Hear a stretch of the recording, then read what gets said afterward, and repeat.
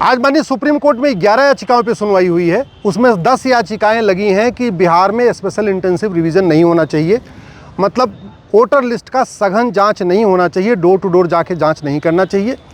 उन 10 याचिकाओं की ये भी मांग है कि आधार को एक वैलिड डॉक्यूमेंट मान लेना चाहिए और जिसके पास आधार है उसको भी वोटिंग का अधिकार मिलना चाहिए।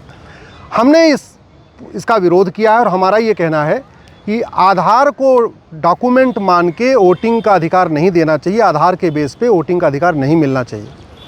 हमने ये भी मांग किया है कि ये जो SIR है ये केवल बिहार में नहीं होना चाहिए बल्कि प्रत्येक राज्य में होना चाहिए। बिहार में 23 साल के बाद हो रहा है, ऐसा नहीं होना चाहिए बल्कि रेगुलर इंटरवल पे होना चाहिए।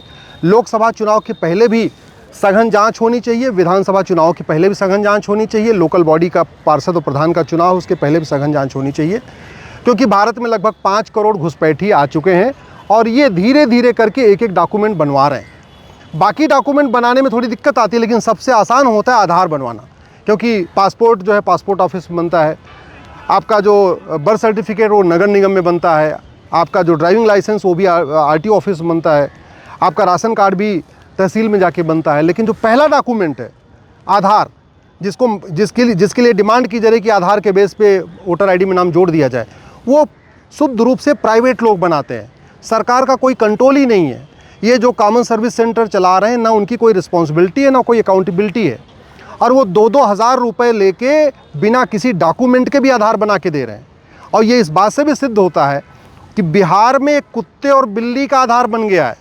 आप ज़रा सोचिए कि अगर कुत्ते बिल्ली का आधार बन सकता है तो फिर रोहिंग्या का आधार क्यों नहीं बनेगा, बांग्लादेशी का आधार क्यों नहीं बनेगा, पाकिस्तानी अफ़गानिस्तानी का आधार क्यों नहीं बन जाएगा? आखिर वो तो इंसान है। तो इस तरीके से अगर आधार को बेस मान के वोटर ID में उनका नाम जोड़ दिया जाएगा तो फिर फ्री एंड फेयर इलेक्शन नहीं हो पाएगा। बिहार के हर विधानसभा में 8 से 10 हज़ार फर्जी लोगों ने, जो भारत के नागरिक नहीं हैं, उन्होंने अपना वोटर ID में नाम जुड़वा रखा है। इसमें बांग्लादेशी बहुत बड़ी मात्रा में है, रोहिंग्या भी हैं, पाकिस्तानी भी हैं, अफ़गानिस्तानी भी हैं। ऐसे लोगों ने अपना नाम जुड़वा लिया है। इसलिए इस बात की ज़रूरत है कि सघन जांच हो, और केवल जांच करना पर्याप्त तो नहीं है।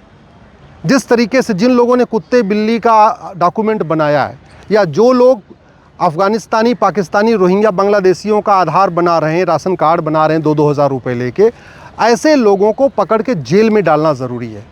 ये जो डॉक्यूमेंट बन रहा है ये ऑर्गेनाइज क्राइम है। ऑर्गेनाइज क्राइम से निपटने के लिए हमारे पास BNS में सेक्शन 111 है, लेकिन उस BNS की सेक्शन धारा 111 का उपयोग ये जो फर्जी दस्तावेज बना रहे हैं उनके खिलाफ नहीं हो रहा है। ये जो घुसपैठ है ये हमारी राष्ट्र की सुरक्षा के लिए खतरा है, इसलिए घुसपैठियों के जो मददगार हैं इनके खिलाफ भी NSA लगाना चाहिए। ये घुसपैठ हमारी देश की एकता अखंडता के लिए खतरा है और इसलिए घुसपैठियों के मददगारों पे UAPA लगाना चाहिए। ये घुसपैठ अपने आप में एक्ट ऑफ एग्रेशन है, ये वेजिंग वॉर है। ये घुसपैठ हमारी राष्ट्र की एकता अखंडता के लिए खतरा है, हमारी संप्रभुता के लिए खतरा है।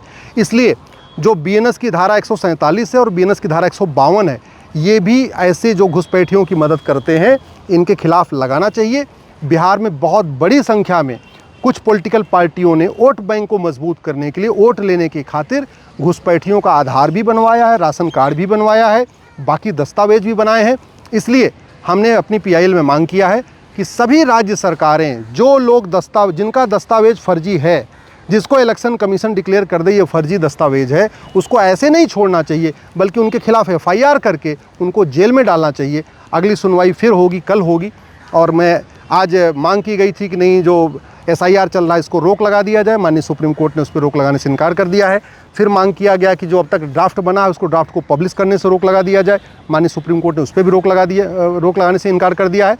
तो जो इलेक्शन कमीशन का काम है एज इट इज चलता रहेगा, उस पर माननीय सुप्रीम कोर्ट ने कोई रोक नहीं लगाई है और फिर अगली सुनवाई इसके ऊपर कल होगी।